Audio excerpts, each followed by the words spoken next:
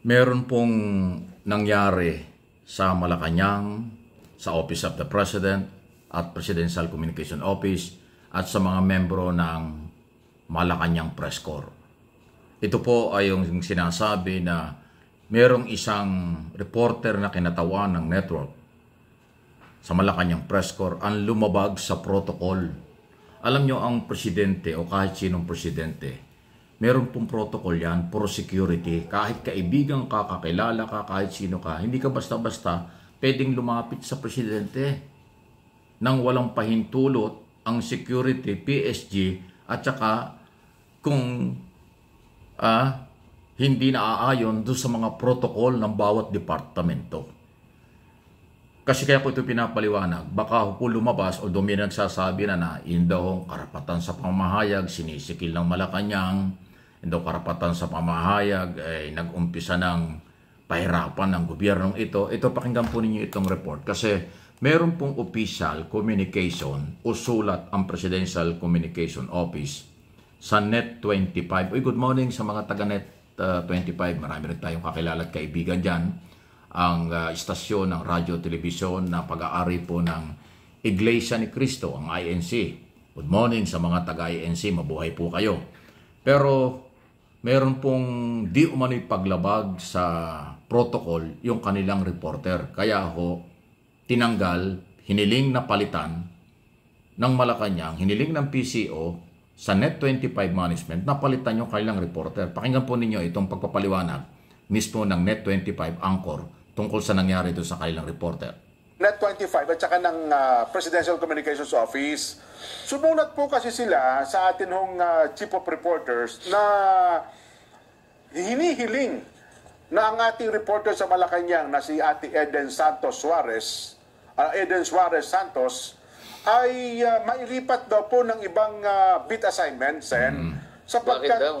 Sapagkat si Eden daw po ay meron yatang di umano ay mga paglabag sa protocol sapagkat nais niya yatang mag-ambush interview kay Pangulong Bongbong Marcos sa isang event. Kaya yun po ang ginamit nilang ground para sumulat daw po sa ating himpilan, Sen.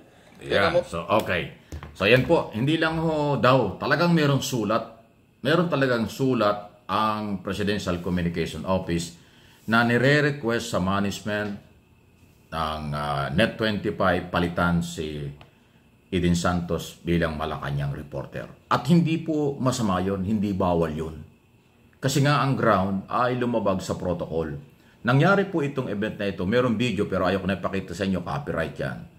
Doon po sa Tarlac, kung saan po merong mga event ang Pangulo doon, actually araw-araw kung saan napupunta ang Pangulo. Sa Tarlac po nangyari, nung tungkol doon sa illegal drugs na dinestroy, di ba, yung illegal drugs. Naglalakad ng Pangulo, bigla pong sinalubong nitong reporter at gustong interviewin.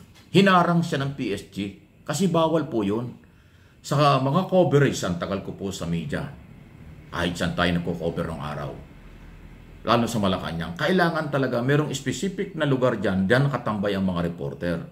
Doon pupunta ang Pangulo kung oras na at kailangan sila harapin. Pero yung sumugod ka, salubungin mo ang paglalakad ng Pangulo, aalis ka doon sa specific na area kung saan inilagay na doon kayo dapat at doon ang interview.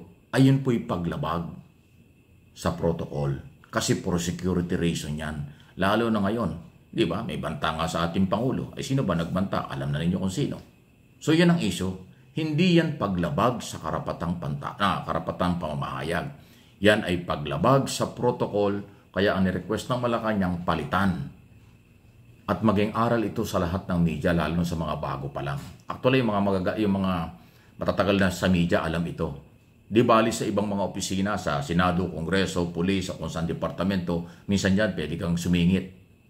Kasi yung protocols at saka yung security hindi masyadong mahigpit. Pero sa Pangulo, hindi ko talaga pwede. Hindi pwede dahil kilala ka ng Pangulo, kilala mo ang Pangulo, gusto mong mag-interview, biglang ambush interview kahit saan.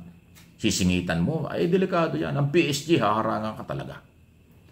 So, ayan po yung issue dyan. Ngayon, sasakyan ito ng ibang politiko, sasakyan ito ng ibang grupo na, ginipit ang Net25, ginigipit naman yung reporter ng INC, ginigipit naman ito dahil sa hindi ka alyado, parang ganon, o kung ano man. Hindi po totoo yan. Huwag niyong palakihin sa maling interpretation at maling impormasyon. Kahit saan, kahit sa pulis, may mga policy sa media. Kahit sa Kongreso, sa Senado, kahit sa Supreme Court, lahat ng departamento ng gobyerno, ahensya ng gobyerno, maging sa pribadong sektor, may policy. Sa mga iba-ibang opisina, hindi basta-basta tuloy-tuloy ka ng mag-i-interview kung ayaw magpa-interview. Kahit nga yung pagkuha ng picture, pagkuha ng video, bawal yan eh. Pag hindi ka nagsabit, kinuha mo ng video at picture, pwede ka nang kasuhan. Kasi yung privacy, mawawala. Respeto, mawawala. Yun po yun.